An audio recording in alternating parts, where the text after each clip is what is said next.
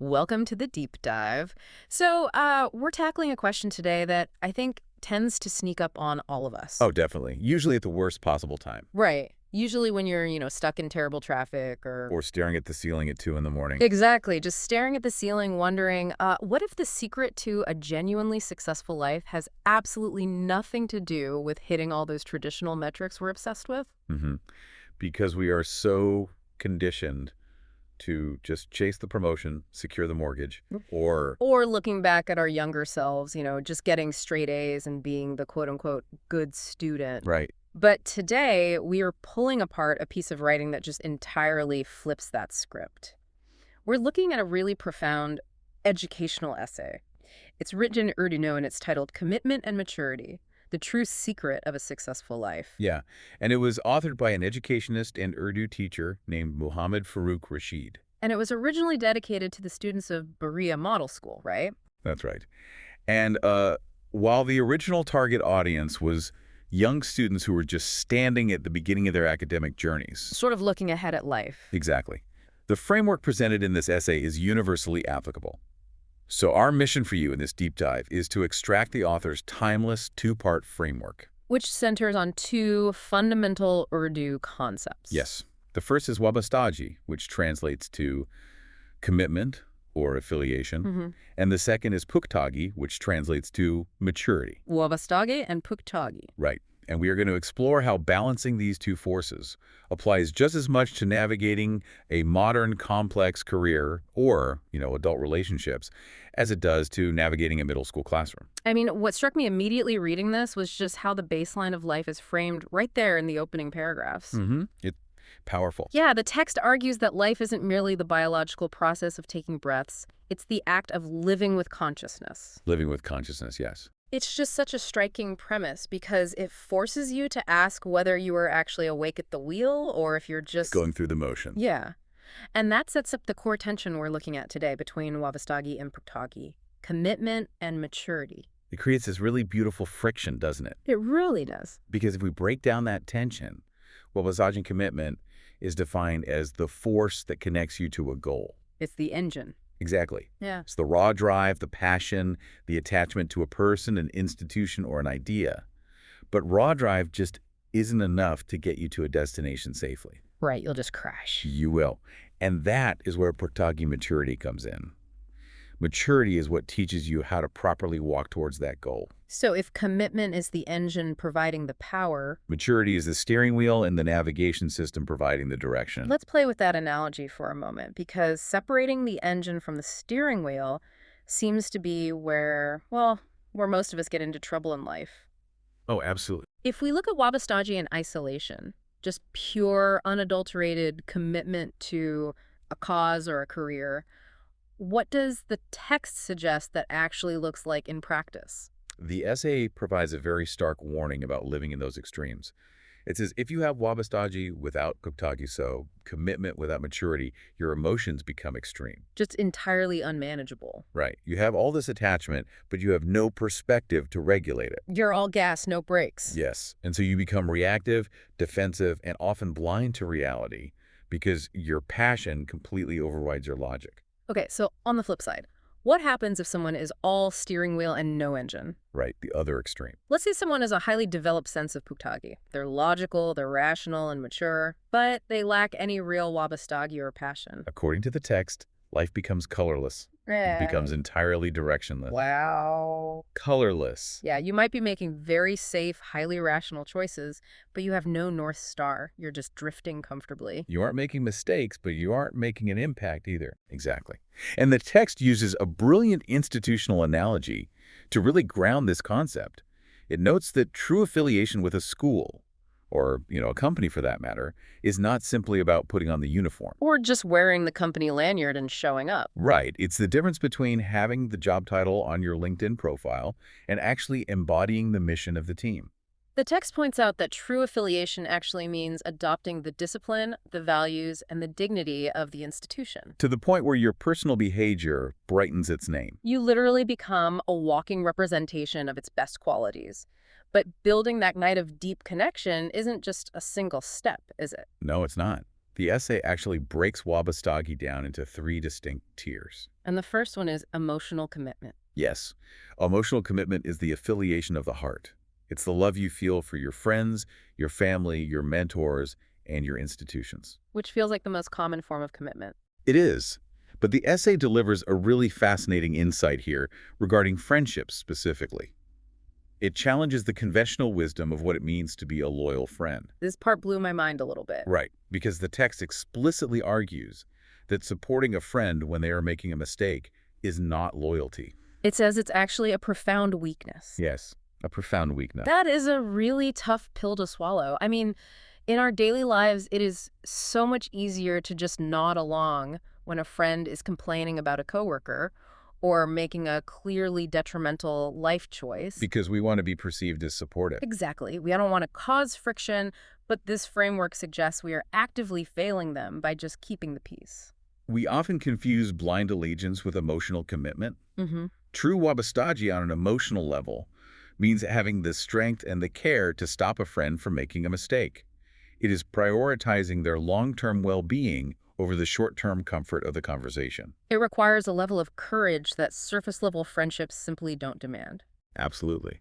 And moving beyond the emotional, the text introduces the second tier, which is intellectual or ideological commitment. So shifting the focus from the heart to the mind. Exactly.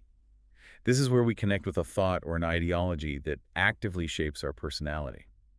It's about what you believe and why you believe it, not just how you feel in the moment. And to illustrate the power of this, the essay points to a major historical figure. It does. It brings up Muhammad Ali Jinnah, the founder of Pakistan. The essay draws a really fascinating distinction here between gathering a crowd and actually building a nation. Right. It suggests his success wasn't rooted in emotional appeals. Which is interesting because if you think about emotional commitment in leadership for a moment, it relies heavily on charisma. And charisma is incredibly effective at getting people excited. Sure, but charisma fades when the reality of a situation gets difficult. When morale drops, emotional commitment often drops right along with it. That's the danger. The text argues that Jinnah's approach was ideological and principled. The author points out that he gave people a logical, intellectual why that could survive even when the emotional high wore off. Translating that to your daily life as a listener, relying purely on passion for your career is a recipe for burnout. Because passion is an emotion, and emotions fluctuate. Exactly. But if you have an intellectual commitment to the purpose of your work, if you fundamentally believe in the problem you are solving, that ideological anchor is what keeps you showing up. Even on the days when you are exhausted and the passion is completely gone. That is the perfect modern application of intellectual Wabastagi. It grounds you in logic. It does. And that brings us to the third and final tier, moral commitment. The connection to truth, honesty, and respect. Right. And for the students, the essay uses very grounded examples for this. It talks about not cheating on exams, not mocking a weaker peer, and remaining respectful to teachers. But if you take those middle school examples and map them onto a corporate boardroom, the message is remarkably consistent. Very much so.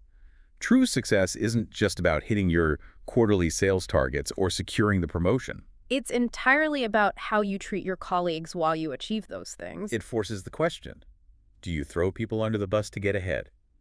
Do you quietly mock the team members who are struggling to keep up? Moral commitment dictates that the ends absolutely do not justify the means. Your character during the process is the actual deliverable, not just the financial result at the end of the quarter. Okay, so if Wabastagi is the engine built on emotional courage, intellectual purpose, and moral integrity, how do we build the steering wheel? Right, how do we guide it? Let's pivot to the second half of this framework, Puktagi, or maturity. And I love that the essay does us a massive favor right away by dismantling a very persistent myth about what maturity actually is. Yes, it separates maturity entirely from chronological age. Thank goodness. We have this societal tendency to equate getting older with getting wiser, but the text asserts that maturity comes strictly from consciousness. Not your birth year. Exactly. A young student can possess a high degree of Puktagi, while an older adult can still severely lack basic emotional regulation.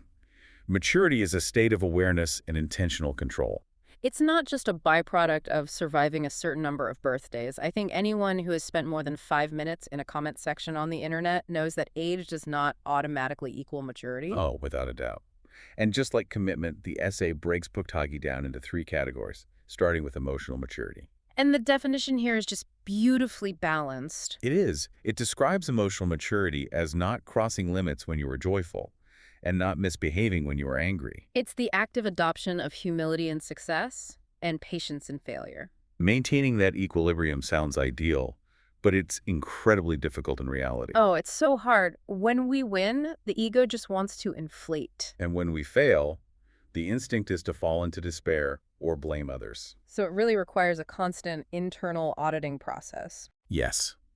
When you achieve something great, Puktagi is the voice that reminds you of the luck and the help you received along the way, keeping you grounded. Then when you fail, When you fail, it's the voice that prevents you from throwing a tantrum. It allows you to maintain your dignity in the face of a setback. which flows directly into intellectual maturity. And the essay takes a really interesting angle here. It boils it down to simply how well we tolerate differences. Which is so relevant right now. In our modern context, where we are just bombarded with different viewpoints, hot takes, and outrage culture on social media. Constant outrage. The advice provided here is actually revolutionary in its simplicity. The text advises that when someone presents a different opinion, your first step must be to refuse to view them as an enemy. That sounds incredibly difficult in practice, though. I mean, when someone challenges a deeply held belief, the biological response is often identical to a physical threat. We get defensive instantly. Right. So how does the framework suggest we actually pause and overcome that instinct? It requires an active engagement with the substance of the argument rather than the emotion of the delivery. The essay directs us to listen to the logic, think critically about it, and only then form an opinion. So intellectual Puktagi is the refusal to be threatened by a different perspective. Exactly. It's the understanding that someone disagreeing with you does not diminish your own intellect or your own worth. The author presents it as a hallmark of a civilized mind. Which perfectly sets up the final tier, social maturity. Right. The essay frames this for students as caring for their environment, keeping the classroom clean, protecting shared desks and property. But there is a quote buried in this section that elevates the entire concept. The text states, "A mature student is one who does the right thing even in isolation." Yes. Let's talk about the shopping cart theory for a second, because I think it perfectly encapsulates this idea for adults. Oh, the shopping cart theory is the perfect test for this. For those who don't know it, imagine you are in a grocery store parking lot. It's raining. Your car is parked far away from the cart return, and there is absolutely no one around to see what you do. No witnesses. Do you leave the cart blocking a parking space, or do you walk it back in the rain? The text points out that social maturity isn't about avoiding punishment or seeking praise. It is entirely about protecting your own identity. Precisely. Because if you leave the cart in the middle of a spot, you are actively eroding your own self-respect. You're telling yourself a subconscious story about the kind of person you are. A person who leaves a mess for others to clean up when it's convenient. Doing the right thing in total isolation is the purest expression of Puktagi because it proves your character is internalized. It's not performative. Exactly. Damaging your shared environment actually damages your own dignity. So we've unpacked the engine of Wabastagi and the steering wheel of Puktagi. But the essay doesn't just leave us with abstract philosophy. No, it gives us a very clear action plan. Starting with a warning about the specific traps we fall into when we get this balance wrong. We touched on this briefly earlier, but the text defines the imbalance as the twin dangers of blindness and coldness. Blindness and coldness. Yes. If you possess blind commitment without the logical regulation of maturity, it inevitably leads to stubbornness and a massive ego. Because you refuse to see reality. You're so rigidly attached to your goal, your political party, or your ideology. This rigidity ultimately isolates a person because nobody can reason with them. And the flip side, the coldness. That occurs when you have the logical, cool-headed approach of maturity, but you lack the emotional warmth of commitment. So you just don't care. It leads to apathy. You become so detached, so analytical, and so safe in your reasoning that you lose your ability to connect with people on a deeply human level. You preserve your logic, but you lose your relationships. Exactly. And to avoid becoming either blindly stubborn or clinically cold, the essay offers a golden rule. Let's hear it. It states, commitment must be from the heart, but guided by the intellect. Maturity must be for the intellect, but softened by the heart. Commitment from the heart guided by intellect. Maturity from the intellect softened by the heart. That is a brilliant synthesis of the entire philosophy. It establishes an internal system of checks and balances. Your passion is constantly checked by your logic so it doesn't become destructive. And your logic is constantly humanized by your empathy so it doesn't become cruel. Logic humanized by empathy. That is an incredible standard to strive for. But how do we actually operationalize that? Because the text doesn't leave us hanging. It outlines 3 clear, actionable steps for building this successful, balanced life, Step one is self-accountability. which is prescribed as a daily practice. Yes. The essay suggests asking yourself a specific question every single day. What did I do better for my institution and my character today? Let's consider what that looks like in a modern, maybe a remote work environment. If you're working from home, it is incredibly easy to just close your laptop at 5 p.m., log off, and turn on the TV. Completely disconnect. But taking 5 minutes to ask, did I actually improve my team's dynamic today? Did I handle that difficult email with maturity, or did I snap? That level of self-interrogation forces a completely different mindset. It forces you to stop drifting. It brings intention back to your daily routine. And step two in the action plan is study and learning, The author emphasizes reading good books, asking questions of your mentors, and most crucially, having the courage to accept new ideas. which is huge. Having the courage to accept a new idea implies that your old idea might have been flawed, That requires letting go of the ego. which ties right back to intellectual maturity. It is intellectual humility in practice. If you cannot admit you have more to learn, you cannot grow. Right. And finally, step 3 is service. The text posits that helping others is the ultimate way to win hearts and build genuine connection. And to be absolutely clear here, this isn't about transactional networking It isn't about helping someone so they will endorse you on LinkedIn. or introduce you to a hiring manager. No, genuine service is the ultimate expression of both Wabastagi and Puktagi working in harmony. It requires the emotional commitment to genuinely care about the well-being of someone else. And the social maturity to actually take the necessary action to help them without expecting any return on investment. It brings the entire framework full circle, which leads us to the final reality check the author leaves his students and us with. We place so much societal value on raw intelligence, on being the smartest person in the room. But the essay points out that the world is actually full of intelligent people. Intelligence is relatively common. What is incredibly rare is a balanced person with strong character. So the challenge posed to you, the listener, is to ensure that your ultimate identity isn't simply your intelligence or your talent. Because over time, people will forget the specifics of how smart you were in a meeting or the exact metrics you hit on a project. But they will remember your politeness. They will remember your sense of responsibility and the dignity with which you treated them. Those are the traits that leave a permanent mark. Your character is your legacy. The author concludes his essay with an incredibly powerful metaphor that perfectly sums up this journey. He tells his readers to make their character their biggest degree. We spend years, sometimes decades, working for a piece of paper from a university that proves we are educated. But the text argues that your character is the true, undeniable measure of your education. Wabastagi, your commitment, gives you a purpose. And Puktagi, your maturity, delivers you safely to that destination. It is a masterclass in living with intention, the engine and the steering wheel working together to earn the ultimate degree. As we wrap up today, I want to leave you with a final thought to chew on. It's inspired by the profound wisdom in this essay, but it's meant for you to reflect on in the context of your own day. Something to ask yourself when it's just you. If character is truly our highest degree, and if maturity really means doing the right thing in total isolation, how would you grade yourself based on the choices you made today when absolutely nobody else was watching? That's the real test. Thank you so much for joining us on this deep dive. Keep seeking that vital balance between the head and the heart, and keep questioning the traditional metrics of success. We will catch you next time.